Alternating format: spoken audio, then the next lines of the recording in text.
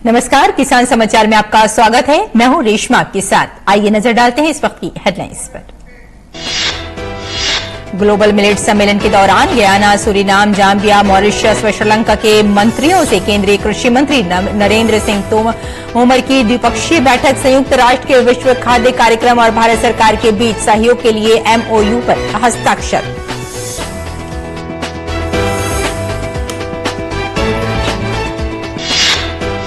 नई दिल्ली में आयोजित हुआ ग्लोबल मिलेट सम्मेलन रविवार को हुआ समाप्त। 2 दिन के सम्मेलन में 100 से ज्यादा देशों के प्रतिनिधियों ने लिया हिस्सा। मोटे अनाज के महत्व पर 2 दिन तक हुआ मंथन।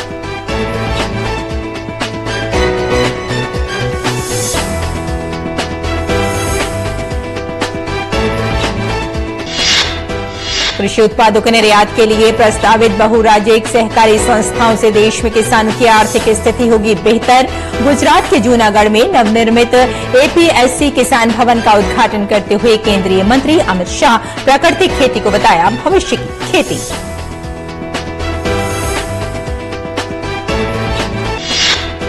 मेरठ के हस्तिनापुर में आयोजित कृषक सम्मेलन में संघ प्रमुख मोहन भागवत का संबोधन। भारत की कृषि पद्धति को विश्व के लिए बताया उदाहरण। कहा 10,000 साल बाद भी भारत की मिट्टी बनी हुई है उपजाऊ।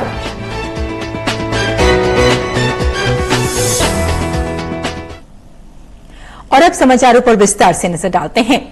ग्लोबल मिलेट सम्मेलन में शामिल विभिन्न देशों के कृषि मंत्रियों के साथ केंद्रीय कृषि एवं किसान कल्याण मंत्री नरेंद्र सिंह तोमर की रविवार को द्विपक्षीय बैठक हुई। साथ ही संयुक्त राष्ट्र के विश्व खाद्य कार्यक्रम के साथ एक समझौता ज्ञापन पर हस्ताक्षर किए गए। इस दौरान तोमर ने भारत द्वारा अंतर्राष्ट्रीय मिलेट्स वर्ष के अंतर्गत श्रेय अन्न को बढ़ावा देने के उद्देश्य से आयोजित वैश्विक सम्मेलन का हिस्सा बनने के लिए इन मंत्रियों को धन्यवाद दिया। उन्होंने कहा कि अंतर्राष्ट्रीय मिलेट्स वर्ष इसलिए मनाया जा रहा है ताकि भारतीय श्रेय अन्न, उनके व्यंजनों व मूल्यवर्धित उत्पादों को एक जन आंदोलन के रूप में वैश्विक स्तर पर स्वीकार जा सके। केंद्रीय मंत्री ने गयाना के कृषि मंत्री जुल्फिकार मुस्तफा के साथ बैठक में कहा कि कृषि दोनों देशों के बीच सहयोग का एक बहुत महत्वपूर्ण क्षेत्र है। तोमर ने सूरीनाम के कृषि मंत्री परमानंद प्रहलाद स्वीडियन के साथ बैठकर कहा कि भारत व सूरीनाम के बीच घनिष्ठ, मधुर और मैत्रीपूर्ण संबंध हैं, जो 150 वर्षों के दौरान सांस्कृतिक और लोगों के बीच संपर्क से सुदृढ़ हुए हैं। जाम्बिया के कृषि मंत्री रुबेन फिरी मटोलो के साथ बैठक में केंद्रीय मंत्री तोमर ने कहा कि भारत व जाम्बिया के बीच लंबे समय से मधुर संबंध हैं। मॉरिशस के कृषि उद्योग और खाद्य सुरक्षा मंत्री मनीष गोबिंद के साथ बैठक में तोमर ने कहा कि भारत के ऐतिहासिक, जनसांख्यिकी व सांस्कृतिक कारणों से मॉरिशस के साथ घनिष्ठ दीर्घकालिक संबंध हैं। तोमर व श्रीलंका के कृषि मंत्री महिंदा अमरवीरा के बीच बैठक में कृषि के विषयों पर चर्चा हुई। तोमर ने कहा कि भारत व श्रीलंका में आबादी का एक महत्वपूर्ण हिस्सा कृषि पर निर्भर है और इस क्षेत्र को आगे ले जाने के लिए दोनों पक्षों की प्राथमिकताएं बहुत समान है। वैश्विक सम्मेलन के दौरान WFP व भारत सरकार के बीच 2023-2027 में सहयोग के लिए MOU पर हस्ताक्षर कृषि मंत्री तोमर की उपस्थिति में किए गए। इस MOU के अंतर्गत संयुक्त रूप से खाद्य एवं सार्वजनिक वितरण विभाग और कृषि एवं किसान कल्याण मंत्रालय, महिला एवं बाल विकास मंत्रालय तथा ग्रामीण विकास मंत्रालय द्वारा और पर्यावरण, वन एवं जलवायु परिवर्तन मंत्रालय द्वारा क्रियान्वयन किया जाएगा।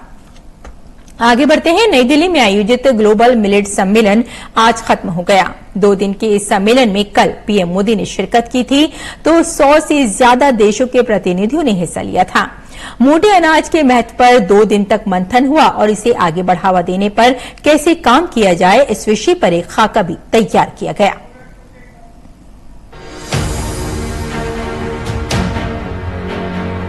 संयुक्त राष्ट्र संघ के सतत विकास लक्ष्यों को हासिल करने के साथ भारत के पारंपरिक खाद्यान्नों को वैश्विक जगत में खास पहचान दिलाने के लिए आयोजित ग्लोबल मिलेट्स कॉन्फ्रेंस में भारत के श्रेय अन्न को पीएम मोदी ने न केवल बढ़ावा देने का काम किया है, बल्कि दुनिया को इनके पोषण के महत्व से अवगत होने का अवसर भी प्रदान किया है। राजधानी दिल्ली में आयोजित इस सम्मेलन का प्रधानमंत्री नरेंद्र मोदी ने उद्घाटन किया। सम्मेलन में मिलेट्स से संबंधित सभी महत्वपूर्ण सत्रों में देश और दुनिया से भाग लेने आए वैज्ञानिकों, प्रगतिशील किसानों, उपभोक्ताओं और अन्य हितधारकों ने मिलेट्स के प्रचार प्रसार और जागरूकता के साथ बेहतर मूल्य श्रृंखला के विकास जैसे विषयों पर साझा रणनीति बनाकर काम करने पर जोर दिया। सम्मेलन की सार्थकता को रेखांकित करते हुए पीएम मोदी ने दुनिया भर से आए अतिथियों से भारतीय परंपराओं के प्रतीक पारंपरिक पोषक अनाजों की जनमानस के लिए जरूरत और खाद्य सुरक्षा की वैश्विक चुनौतियों का जिक्र किया। जब मिलेट श्री अन्न का मार्केट बढ़ेगा तो इन 2.5 करोड़ छोटे किसानों की आय बढ़ेगी। इससे ग्रामीण अर्थव्यवस्था को भी बहुत लाभ मिलेगा। प्रोसेस्ड और पैकेज फूड आइटम्स के जरिए मिलेट्स अब स्टोर्स और मार्केट तक पहुंच रहा है। सम्मेलन के दूसरे दिन केंद्रीय कृषि एवं किसान कल्याण मंत्री नरेंद्र सिंह तोमर ने मिलेट्स से बनने वाले उत्पादों की शानदार किचन रेसिपी का सजीव प्रदर्शन किया और श्री अन्न के प्रति केंद्र सरकार की प्रतिबद्धता को दर्शाते हुए हर व्यक्ति की थाली तक पोषक अनाजों को पहुंचाने का आह्वान किया।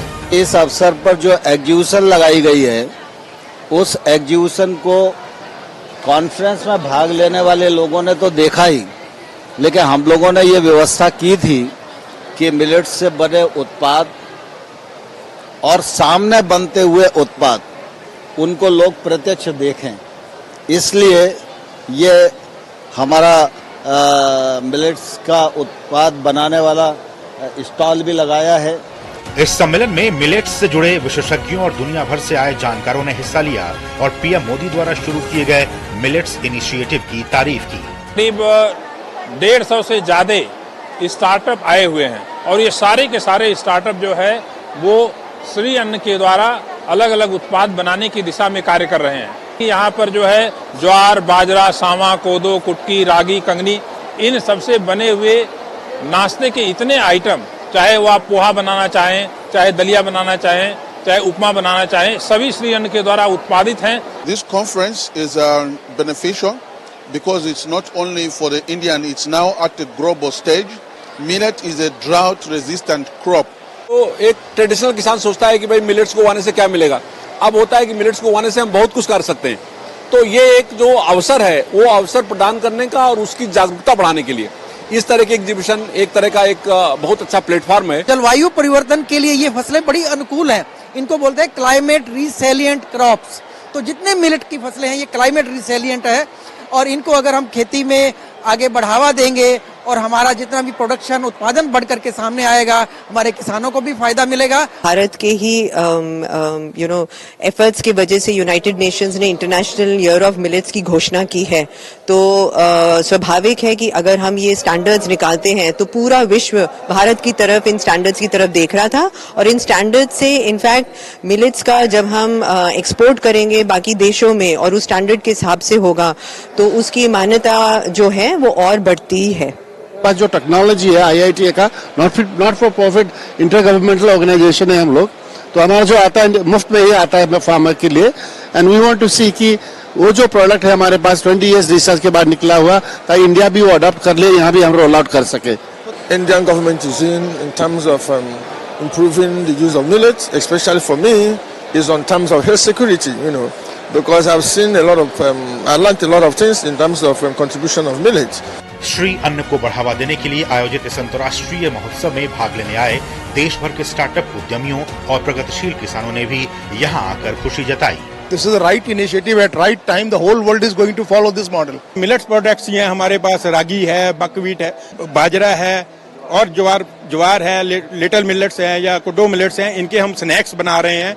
इसी से एक नया अमृत निकल के आता है क्योंकि बहुत सारी जब गोष्ठीज होती हैं तो उसमें एक नए तथ्य के साथ नई ऊर्जा के साथ चीजें क्रिएट होती हैं, तो इसलिए बहुत रिक्वायर्ड था ये। अपना वैरायटीज लेके आए हैं और वो जो कुछ लोग जो आए हुए हैं किसान वो यहाँ पर सीड्स के बारे में भी बता रहे हैं कि इसकी सीड अगर हम अपने अदर स्टेट में भी अगर हम इसको उगाना चाहते हैं तो वो लोग हमको सीड भी प्रोवाइड करा रहे हैं। इससे बेनिफिट हमें ये हुआ है कि जो भी कंज्यूमर्स यहाँ पे आए हैं वो अवेयर हुए हैं हमारे प्रोडक्ट के बारे में तो जैसे हमारा जो प्रोडक्ट है वो काफी सारे रिटेल स्टोर्स में और स्वीट शॉप्स में अवेलेबल होता है। International year of millet celebrate करने के लिए हमारे स्कूल में मिलेट फेस्टिवल सेलिब्रेट किया गया था। ये उसका इनविटेशन कार्ड है जो मैं आपको डिस्प्ले करना चाहती हूँ, आप इसमें देख सकते हैं।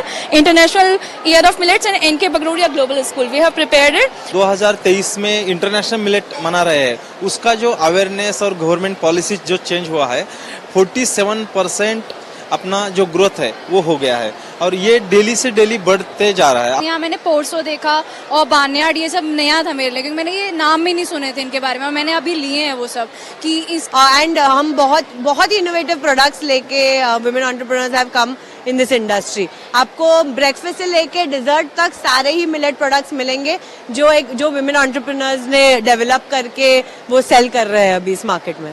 आजकल बफे में मिलेट्स का एक अलग सेक्शन होता है, चाहे आप ताज होटल जाएं या ओबरॉयज जाएं या आईटीसी जाएं, आजकल सारे शेफ्स मिलेट्स की तरफ ही जा रहे हैं। और अगर आप डाइटिशियंस की भी बात करें, सब मिलेट्स के बारे में बात कर रहे हैं क्योंकि वो हमारे फार्मर्स के लिए भी अच्छा है और हमारे लिए भी अच्छा है। इतना सारी कंसर्न्स यहाँ पे मुझे मिली और लग रहा है कि भाई अब मार्केट में ये एक चेंज तो आने वाला है। सब बच्चे लोग जो है अब इन्हीं चिप्स की डिमांड करने वाले हैं। मुझे लग रहा है बच्चे उनके चिप्स और ये मिलेट्स वगैरह उन्होंने टेस्ट किए हैं तो अब दे गेट टू नो कि there are different varieties for that.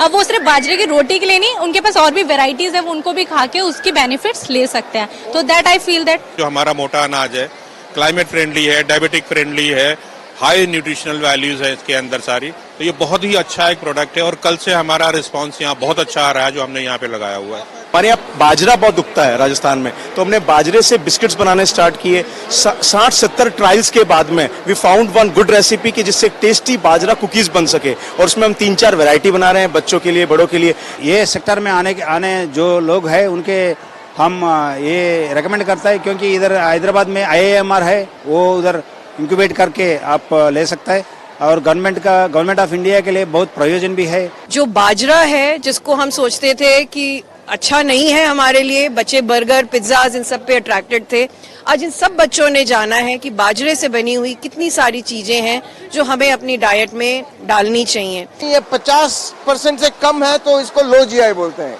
और इसमें हाई फाइबर है, तो ये खाने के लिए फाइबरस रहेगा तो स्लो रिलीज ऑफ शुगर बोलते हैं, तो डायबिटिक्स के लिए काफी अच्छा है। टी से रेट कम है, plus it has more nutritional benefits. 3 से कंपेयर से 3 times more calcium, 2 times more magnesium and 1.5 times more zinc है। आज जो महिला किसान है वो अपने जो खेती में अनाज होते हैं, मोटे अनाज, उनके प्रोडक्ट बना के सेल कर सकती हैं, तो काफी ऑप्शन महिलाओं के लिए सरकार ने ऑफर किए हैं। मोदी जी ने अनाउंस किया है कि 2023 जो है वो मिलेट ईयर है और तो मिलेट के लिए तो काफी ज्यादा स्कोप है मार्केट में भी और इंडिया के अंदर। ये सारी चीजें जो है हम लक्ष्मीबाई कॉलेज जो है हमारा उसमें फूड एंड न्यूट्रिशन लैब में बनाते हैं और सर ये सारी चीजें जो हम बनाते हैं उनसे सारी चीजें सर हम जो है बच्चे उसमें हम न्यूट्रिशन वैल्यूज का देखते हैं और उन चीजों को प्रमोट करना चाहते हैं जो कि अच्छी हो। हमारे न्यूट्रिशनल सिक्योरिटी के लिए बहुत जरूरी है, हमारे फार्मर्स के लिए बहुत जरूरी है और आपने बात करी यूथ की, तो यूथ की हेल्थ, यूथ की अर्निंग दोनों के लिए बहुत जरूरी है। गौरतलब है कि भारत सरकार का लक्ष्य अंतर्राष्ट्रीय मिलेट्स वर्ष 2023 को किसानों, उपभोक्ताओं के समग्र लाभ और जलवायु के लिए एक जन आंदोलन बनाना है। इसी क्रम में आयोजित ये ग्लोबल मिलेट सम्मेलन न केवल भारत के पोषक अनाजों को वैश्विक स्तर पर पहचान दिलाने का माध्यम बनेगा, बल्कि मिलेट्स से जुड़े रोजगार, व्यापार और कारोबार को बढ़ावा देने का अहम जरिया भी बनेगा। निश्चित तौर पर इस तरह के कार्यक्रम एक और जहां भारत के श्री अन्न यानी पोषक अनाजों को बढ़ावा देने का माध्यम बन रहे हैं, बल्कि रोजगार, व्यापार और कारोबार की संभावनाओं के जरिए भारतीय किसानों के साथ अंतर्राष्ट्रीय बाजार तैयार करने का महत्वपूर्ण माध्यम भी प्रशस्त कर रहे हैं। मेरे सहयोगी कैमरामैन राहुल चोपड़ा के साथ मैं OP Yadav, DD news, Delhi. और आइए अब जानते हैं कि मोटे अनाजों के फायदे क्या हैं। मोटे अनाज को सुपर फूड भी कहा जाता है। बेहद पोषक, अम्ल रहित, ग्लूटेन मुक्त, बच्चों, किशोरों, महिलाओं में कुपोषण खत्म करने में ये मददगार साबित होता है। मोटे अनाज में कम ग्लाइसेमिक इंडेक्स GI होता है। मोटे अनाज होते हैं आयरन, जिंक, प्रोटीन, कैल्शियम के अच्छे स्रोत। वजन कम करने, शुगर कम करने, हाई ब्लड प्रेशर से कम करने में ये मददगार साबित होता है। कम पानी और कम संसाधनों में पैदा होते हैं ये मोटे अनाज। कम उर्वरक कीटनाशकों में पैदा होता है मोटा अनाज। कार्बन फुटप्रिंट भी ये कम करता है।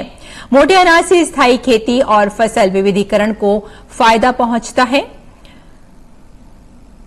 और विश्व का 41% मोटा अनाज भारत में ही पैदा होता है। राजस्थान, महाराष्ट्र, कर्नाटक, गुजरात, मध्य प्रदेश मोटे अनाज में सबसे आगे हैं। घरेलू खपत प्रति व्यक्ति प्रति माह 2-3 किलो से बढ़कर हुई 14 किलो प्रति माह और साथ ही भारत में बाजरा का उत्पादन 51 मिलियन टन, एशिया का 80% और घरेलू खपत प्रति व्यक्ति प्रति माह 2-3 किलो से बढ़कर 14 किलो हो गई है और एशिया का 80% और दुनिया का 20% है ये।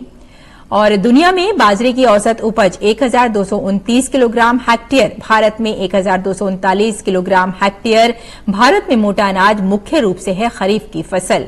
19 जिलों में millets one district one product के तहत चयनित किया गया है और मोटे अनाज का बाजार बढ़ने से किसानों को फायदा भी हो रहा है। एफपीओज और स्वयं सहायता समूह के जरिए किसानों और महिलाओं को मिल रहा है इसका पूरा फायदा। और मोटे अनाज का बाजार 9 अरब डॉलर का है। 2025 तक 12 अरब डॉलर से अधिक का बाजार हो जाएगा। 2021 और 22 में मोटे अनाज के निर्यात में 8% की वृद्धि की गई है और 2022-23 में 4.6 करोड़ डॉलर का मोटा अनाज निर्यात हुआ। अप्रैल और दिसंबर 2023 में 12.5% बढ़ोतरी हुई इसके निर्यात में और भारत 139 से ज्यादा देशों को मोटा अनाज निर्यात भी कर रहा है। मिलेट्स फूड प्रोडक्ट्स की बिक्री 30% तक बढ़ी। यूएई है भारतीय मोटे अनाज का प्रमुख आयातक देश। और आपको ये बता दें कि मोटे अनाज से जुड़े 500 से अधिक स्टार्टअप्स कर रहे हैं इस पर काम। यूएई, नेपाल, सऊदी अरब, लीबिया, ओमान, मिस्र, ट्यूनेशिया, यमन, ब्रिटेन और अमेरिका में ये निर्यात किया जाता है। निर्यात ज्वार, बाजरा, रागी, कंगनी, चीना, कोदो, सवा, कुटकी, कुट्टू, चौलाई, ब्राउन और टॉप मिलेट इसमें शामिल किए जाते हैं। और परंपरागत रूप से भारत में पैदा होता था मोटा अनाज। उत्पादन बढ़ाने के लिए मनुष्यकृत खेती में बढ़ा गेहूं और चावल का चलन। पुराने समय की बात करें तो भारतीय खानपान में शामिल था कभी मोटा अनाज। बदलती जलवायु परिवर्तन परिस्थिति में मोटा अनाज ज्यादा उपयोगी बताया जाता है। बजट में मोटे अनाज को श्री अन्न नाम मिला। बढ़ावा देने पर जोर दिया गया। भारत के पास दुनिया की जरूरत के हिसाब से मोटा अनाज निर्यात की क्षमता भी है। पीएम मोदी की पहल पर 2023 विश्व स्तर पर अंतर्राष्ट्रीय मोटा अनाज घोषित किया गया। और अक्सर कहा जाता है कि आइसक्रीम खाना सेहत के लिए अच्छा नहीं होता, लेकिन अगर आपसे ये कहा जाए कि आइसक्रीम से सेहत बनती है तो जी हां, हम बात कर रहे हैं श्री अन्न से बनी आइसक्रीम की। और ये करिश्मा कर दिखाया है भोपाल के एक स्टार्टअप ने, जिसे टेस्ट और टेस्ट किया हमारे संवाददाता विशाल बैरिस्टो ने, और वो भी पूसा दिल्ली में आयोजित ग्लोबल मिलेट्स कॉन्फ्रेंस के दौरान। ग्लोबल मिलेट्स कॉन्फ्रेंस में एग्जीबिशन लगाई गई है जिसमें तरह तरह की चीजें हैं, तरह तरह के उत्पाद हैं सुपर फूड को लेकर, जिसे हम श्री अन्न कहते हैं। और ये एक कमाल की चीज है आइसक्रीम। खाई आपने? खा के बताओ कैसी है? कुछ डिफरेंट लग रही है ये? इसमें मिलेट्स है। लेकिन टेस्ट कैसा लग रहा है? Taste nice, very nice. Normal vanilla ice cream से तो बहुत अच्छी है। और तुमने? हाँ, स्वीटनेस कम है एंड थोड़ा ऑयलीनेस एंड मॉइस्चर कम है। बेटा तुम्हें कैसे लग रही है? ये थोड़ी हार्ड है नॉर्मल आइसक्रीम से। मजा आ रहा है खाने में? हाँ, अच्छी लग रही, टेस्ट आ रहा है। आपने सुना इन बच्चों को बहुत मजा आ रहा है और इसको जो बनाने वाले हैं हम उनसे बात करते हैं। प्रतिभा जी, ये बताइए कि ये आइडिया कैसा है कि मिलेट से भी आप आइसक्रीम बना रहे हैं? सर, पहले हमने मिलेट से काफी प्रोडक्ट बनाए हैं। मैं पिछले 9 सालों से काम कर रही हूँ ऑर्गेनिक के क्षेत्र में। फिर जब मिलेट ईयर पीएम सर के, ऑनरेबल पीएम सर ने बताया, तो हम कुछ ऐसा सोच रहे थे कि बच्चों के लिए बहुत ही टैम्पटिंग और कुछ कैची सा हो। तो हम पिछले 1 सालों से कोशिश में लगे थे कि कुछ आइसक्रीम टाइप का बनाए, लाइक कुकीज, वेफर्स सारे मार्केट में अवेलेबल है। हमने इसकी R&D करी एंड देन हम इसको सक्सेस हुए और फिर जब फीडबैक लिया हमने इसका तो बहुत अच्छा फीडबैक था। देन हमने आज ऑनरेबल मिनिस्टर तोमर सर के हाथ से इसका लॉन्चिंग करवाई है। देन अब यह मार्केट में अवेलेबल होगी। इनका दावा है कि बहुत अच्छी आइसक्रीम है, तो मैं इनके दावे को जरा टेस्ट करता हूँ और टेस्ट भी करता हूँ। टेस्ट बहुत अच्छा है और यकीन मानिए ये बहुत हेल्दी है, क्योंकि ये बना है सुपर फूड यानी कि श्री अन्न से। कैमरामैन अजय चोपड़ा के साथ मैं विशाल बैरिस्टो, डीडी न्यूज दिल्ली। और केंद्रीय गृह एवं सहकारिता मंत्री अमित शाह ने रविवार को गुजरात के जूनागढ़ में जिला बैंक मुख्यालय का शिलान्यास एवं कृषि शिविर में एपीएमसी किसान भवन का उद्घाटन किया। अपने संबोधन में अमित शाह ने कहा कि जो किसान प्राकृतिक खेती में लगे हैं उन्हें अपनी पैदावार के अच्छे दाम मिलेंगे। उन्होंने कहा कि प्राकृतिक खेती आने वाले दिनों में धरती माता की सेवा करने का एकमात्र विकल्प बचेगा, क्योंकि लगातार डीएपी और यूरिया का उपयोग होने से 25 सालों बाद ये धरती कंक्रीट जैसी हो जाएगी। उन्होंने कहा कि हमारे पूर्वज खेती जानते थे, लेकिन हम समझे कि यूरिया डालने से फसल बढ़ेगी और ऐसा करने से हमारी धरती दूषित हो गई। राष्ट्रीय स्वयंसेवक संघ के प्रमुख मोहन भागवत ने भारत की कृषि पद्धति को विश्व के लिए उदाहरण बताया है। उन्होंने कहा कि 10,000 साल से हमारी मिट्टी बेहतरीन उपज दे रही है और इसमें मुख्य भूमिका गौवंश की है। मोहन भागवत मेरठ के हस्तिनापुर में भारतीय किसान संघ द्वारा आयोजित गौ आधारित जैविक कृषि कृषक सम्मेलन में बोल रहे थे। उन्होंने कहा कि अफ्रीका की क्वारी जमीन को पश्चिमी लोगों ने रसायनों का प्रयोग करके 400 साल में ही बंजर बना दिया, लेकिन भारत की जमीन 10,000 साल बाद भी उपजाऊ बनी हुई है।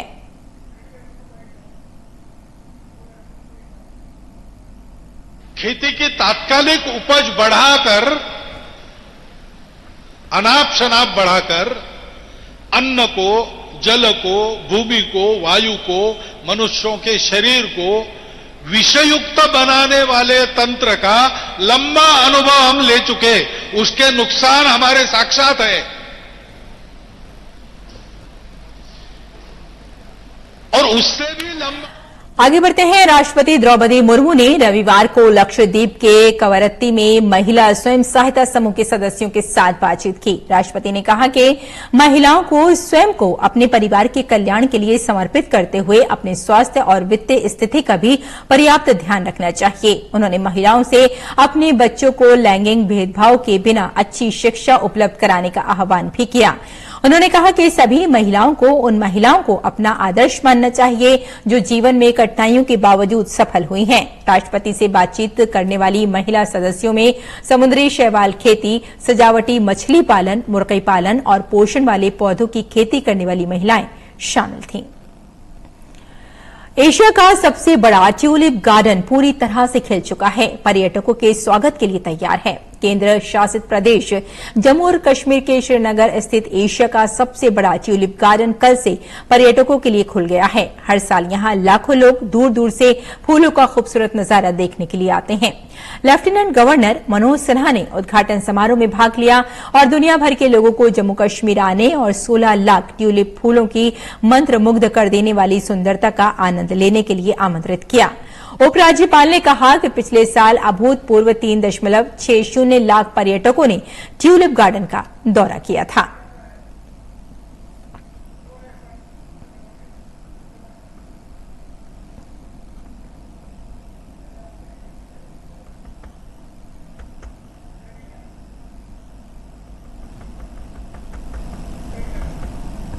और आइए अब नजर डाल लेते हैं कुछ और खास खबरों पर। खास खबर में जापान के प्रधानमंत्री किशिदा फूमियो 2 दिन के भारत दौरे पर सोमवार की सुबह नई दिल्ली पहुंचे। जापानी प्रधानमंत्री ने राजघाट पर महात्मा गांधी को श्रद्धांजलि अर्पित की। केंद्रीय मंत्री हरदीप सिंह पुरी ने राहुल गांधी के हालिया बयानों को लेकर उनकी आलोचना की है। हरदीप सिंह पुरी ने कहा कि राहुल गांधी को अपने बयान के लिए माफी मांगनी चाहिए। दिल्ली आबकारी मामले पर तेलंगाना के मुख्यमंत्री की बेटी के कविता सोमवार को फिर प्रवर्तन निदेशालय के सामने पेश हुई। शराब घोटाले से जुड़ी मनी लॉन्ड्रिंग जांच में पिछली बार कविता ईडी के दफ्तर नहीं पहुंची थी। पंजाब में बारिश वारिस पंजाब संगठन के प्रमुख अमृतपाल सिंह के खिलाफ सर्च ऑपरेशन जारी है। राज्य में सभी मोबाइल इंटरनेट सेवाओं को मंगलवार दोपहर तक के लिए निलंबित कर दिया गया है। स्वास्थ्य और परिवार कल्याण मंत्रालय के मुताबिक देशभर में पिछले 24 घंटों में कोरोना के 918 नए मामले दर्ज किए गए। वहीं पिछले 24 घंटों में 479 मरीज उपचार करवाकर स्वस्थ हो चुके हैं। देश में टीकाकरण का आंकड़ा भी तेजी से बढ़ रहा है। देश में अब तक 220.65 करोड़ से अधिक टीकों की खुराक दी जा चुकी है। पिछले 24 घंटों में 1246 से अधिक कोविड टीके लगाए गए। गुरुग्राम के कई इलाकों में रविवार को तेज बारिश हुई। सड़कों पर ओले की सफेद चादर बिछ गई। बारिश की वजह से कई जगहों पर जलभराव भी हो गया। हिमाचल प्रदेश में मौसम ने एक बार फिर करवट ली है। शिमला के साथ साथ कई इलाकों में बारिश और ओले देखने को मिले। आने वाले कुछ दिनों तक प्रदेश में बारिश का दौर जारी रह सकता है। उत्तर प्रदेश के कई हिस्सों में बारिश का सिलसिला जारी है। राज्य के कई जिलों में बारिश के साथ तेज हवाएं भी चली और ओले भी गिरे हैं। वहीं मौसम विभाग की ओर से राज्य के कई जिलों में ऑरेंज और येलो अलर्ट जारी किया गया है। तो किसान समाचार में फिलहाल इतना ही। अनुमति दें। नमस्कार।